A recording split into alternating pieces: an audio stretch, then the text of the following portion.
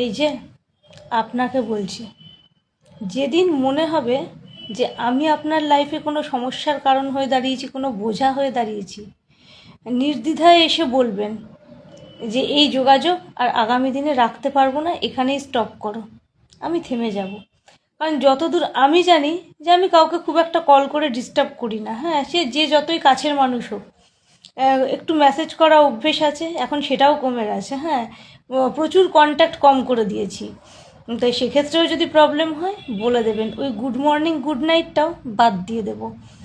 এই যে মাঝে মধ্যে মেসেজের ফাঁকে বলেন না, ব্যস্ত আছি, বিজি আছি, পরে করছি, 2 মিনিট পরে ফোন করছি, ওয়েট, এর অর্থগুলো না আমি অনেক দেরিতে গিয়ে বুঝি। খুব একটা বোধবুদ্ধি নেই আমার মধ্যে। হ্যাঁ, মানে নিজে পিওর ইন্টেনশন নিয়ে কাজ করি, পিওর সোল আমার। হ্যাঁ, তো ওই জন্য সামনের মানুষের ছলকপটটা একটু দেরিতে বুঝি, তখন একটু খারাপ লাগে। সরাসরি বলে দেবেন যে ভাই এখন কথা বলার কোনো টাইম নেই, তুমি তোমার লাইফে যা পারো করো, আমাকে ডিস্টার্ব করো না।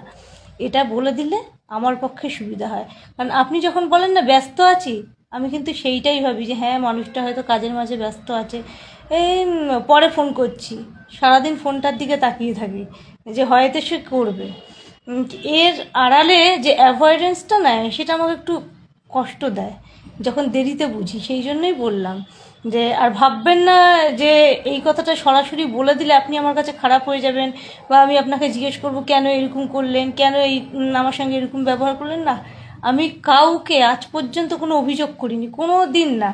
আমি জানি একজন সৃষ্টিকর্তা আছে, যা লিখে দিয়েছে কেউ খণ্ডন করতে পারবে না। আমার সঙ্গে কি হচ্ছে না হচ্ছে তার দোষ কখনোই আমি আপনাকে দেব না।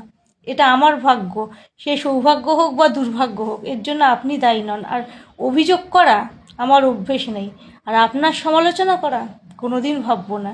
কেন বলুন তো, আজও কিন্তু আমি আপনাকে বলি যে আমি আপনার শুভাকাঙ্ক্ষী বা হিতাকাঙ্ক্ষী। কিছু বলতে হলে সরাসরি আপনাকেই বলবো। আপনার কথা বা আপনার প্রতি কোনো অভিযোগ থাকলে সেটা জনে জনে ফোন করে বা মেসেজ করে আমাকে বলে বেড়াতে হবে না। সেই ক্যারেক্টার আমার নয়। আমি পিওর সোল আর পিওর ইন্টেনশনস নিয়ে কাজ করি। আমার ক্যারেক্টার একটু আলাদা।